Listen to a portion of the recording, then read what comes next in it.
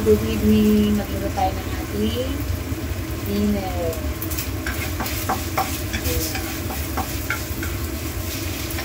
Actually, tapos na yung aking fried salmon. Ayan, pinapakuluan ko na yung soup. Kasi wala tayong soup ngayon na niluto. So, ayan. Then, ginigisa ko na yung ating giniling. Then, lalagyan lang natin siya ng tomato. And sharing my cooking menu for today.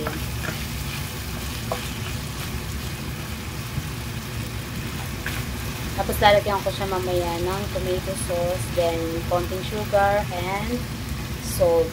Yun lang. Ayun. Ito na yung aking salmon. Ayan.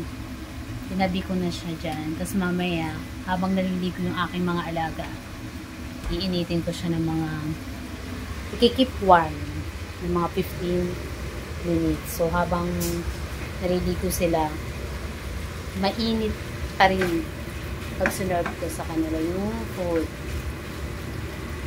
Ayan.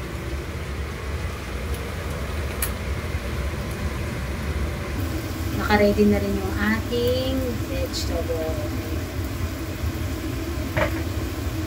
Yun lang ang ating dinner for today. Cooking meal for today. Yun lang. Salamat sa panonood.